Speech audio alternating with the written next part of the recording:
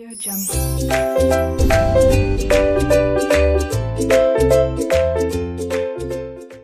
Assalamualaikum warahmatullahi wabarakatuh. Saya Andri Danugraha dari Teknik Geofisika, Fakultas Teknik Pertambangan dan Perminyakan ITB. Pada kesempatan ini, saya akan memaparkan mata kuliah Geofisika Dasar mengenai seismograf dan gelombang seismik. Tipe gelombang lain itu gelombang permukaan yang menjalar di permukaan bumi. Gempa juga membangkitkan gelombang seismik permukaan yang tiba setelah gelombang seismik body, gelombang P dan gelombang S. Gelombang seismik permukaan dibagi menjadi dua tipe. Yang pertama adalah gelombang Rayleigh yang mempunyai karakteristik deformasi atau gangguan elastik sementara berpropagasi.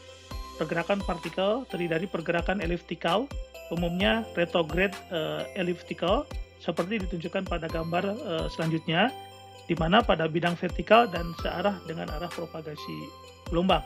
Amplitudo berkurang terhadap jarak.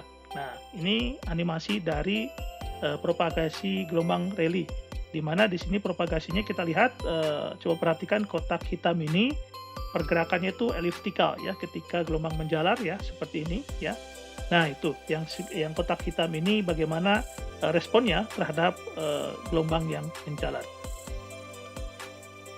Kemudian tipe gelombang permukaan yang kedua adalah gelombang Love ya, di mana deformasi atau gangguan elastik sementara berpropagasi.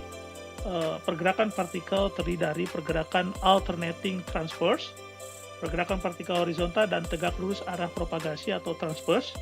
Gambaran terbaik untuk melihat pergerakan partikel horizontal fokus pada semu Y garis merah, di mana gelombang menjalar melaluinya.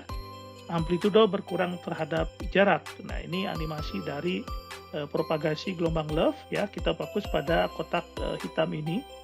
Bagaimana kita lihat gelombang Love itu menjalar ya.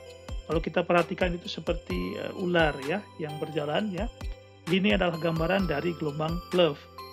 Nah, ketika gempa terjadi ya, biasanya yang paling pertama kali datang itu gelombang P. Kemudian beberapa saat kemudian, detik kemudian itu gelombang S ya, lebih besar amplitudonya.